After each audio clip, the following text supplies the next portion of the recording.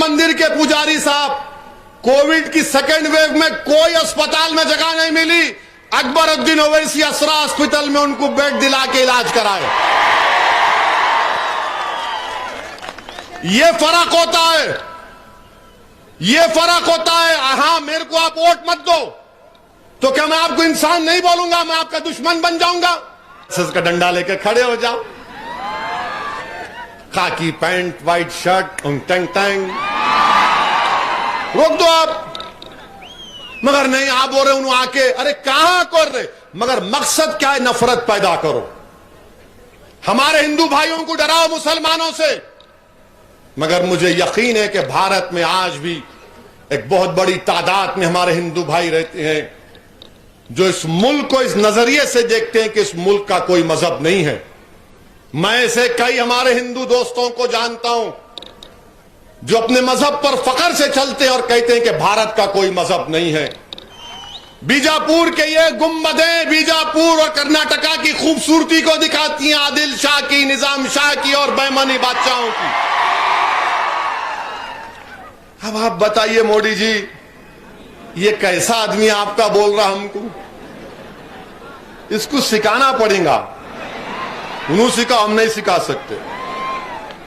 फिर मोदी जी आप बोलिए, आप देश के प्रधानमंत्री, आप बोलते हैं सबका साथ, सबका विकास, सबका विश्वास। इनका एक वीडियो निकला, इसमें उन्होंने बोले कि मैं मुसलमानों का काम ही नहीं करता। बोले नहीं बोले, बोले नहीं बोले? अच्छा, इससे पहले ऐसा कोई बोले इनको? इससे पहले मैं जो बोल रहा हूं ऐसा कोई बोले खुलेआम? क्यों नहीं बोले?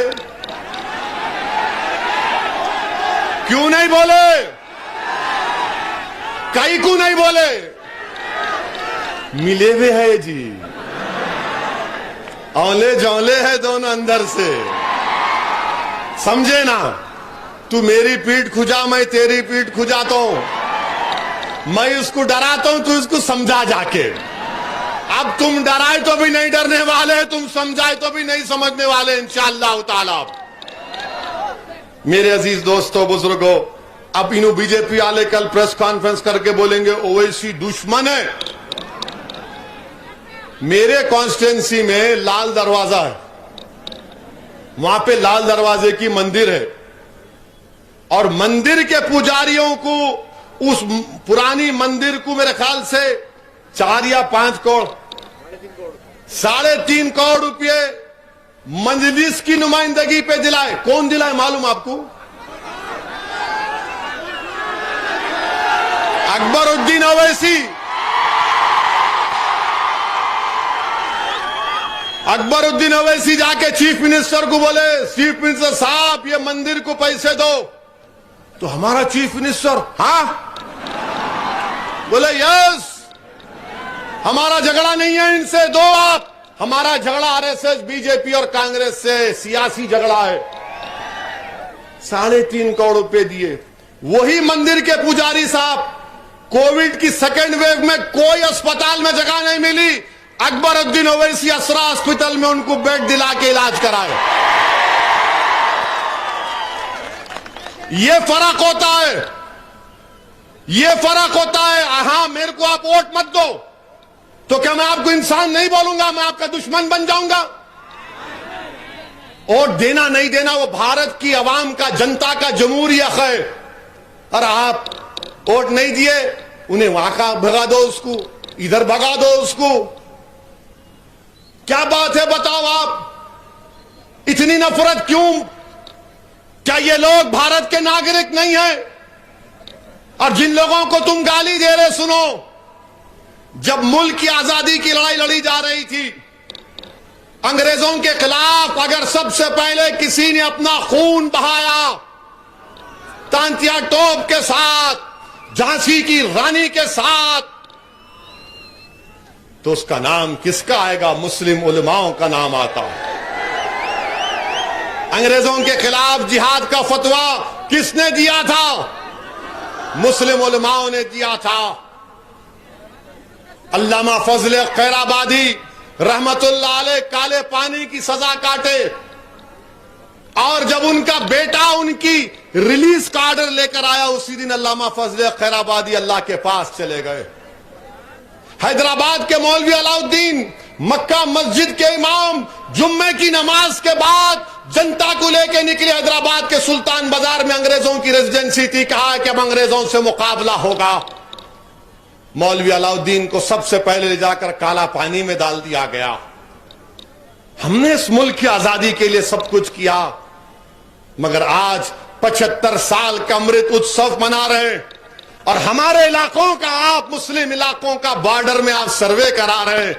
भारत के प्रधानमंत्री ये कौन सा अमृत उत्सव का मना रहे हैं, आप बताइए। आखिर कब तक हमको शक की निगाहों से देखा जाएगा? ये गलत है। इस मुल्क की तारीख में जितना खून मुस्लिम अकलियत और दीगर अपनाए वतन के साथ सबने मिलकर खून बहाया, सुभाष चंद्र बोस के साथ कौन थे? ये जय हिंद का नारा कौन दिए? बोलो, ये जय हिंद का नारा कौन दिए? क्या आरएसएस ने दिया? एक मुसलमान सिपाही थे जो सुभाष चंद्र, नेताजी सुभाष चंद्र बोस के साथ थे, हैदराबाद के थे, जर्मनी में पढ़ रहे थे। नेताजी से मिले तो बोले मैं आपका दीवाना हो गया। जर्मनी से सबमरीन में जब नेताजी एशिया गए तो साथ थे। जय हिंद का नारा भी तो हमने दिया। अच्छा, ये तिरंगे का आखिरी डिजाइन किसने मुकम्मल किया?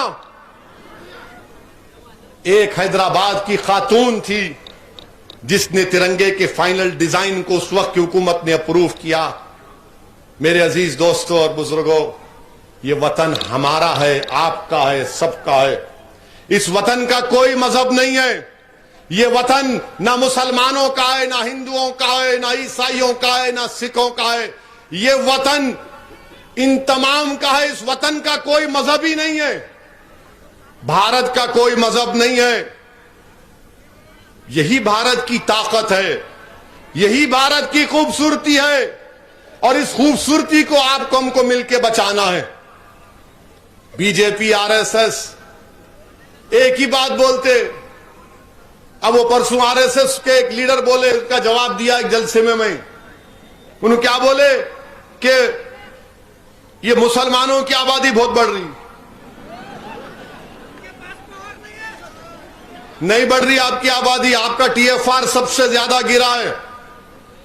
टीएफआर मुसलमानों का बहुत ज्यादा गिरा है, मगर इनको नहीं, आप पॉपुलेशन बढ़ा रहे, पॉपुलेशन बढ़ा रहे। अरे कहां बढ़ा रहे? टीएफआर तुम्हारी गवर्नमेंट बोल रही।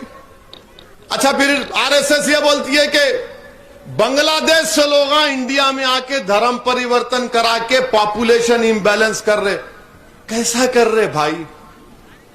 ऐसा बोल के तो आप बीएसएफ को कमजोर कर रहे हैं। वो बीएसएफ के लोग जो धूप छांव सर्दी में खड़े होकर सरहद की हिफाजत करते, आप उनको क्या बोल रहे हैं, क्या पैगाम दे रहे हैं उनको? आप बांग्लादेश से आ रहे। अच्छा, आप आ रहे तो आप जाके पकड़ लो, बीएसएफ को हटा देंगे। आप आरएसएस का डंडा लेके खड़े हो जाओ, खाकी पैंट, व्हाइट शर्ट, टंग टंग, रोक दो आप। मगर नहीं, आप बोल रहे उन्होंने आके, अरे कहां कर रहे? मगर मकसद क्या है? नफरत पैदा करो। हमारे हिंदू भाइयों को डराओ मुसलमानों से।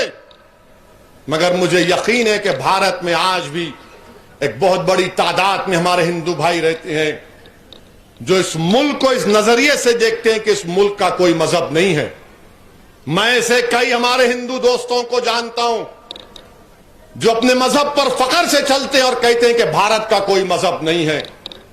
मेरे अजीज दोस्तों और बुजुर्गों, मेरी आपसे भी शिकायत है, जब CAA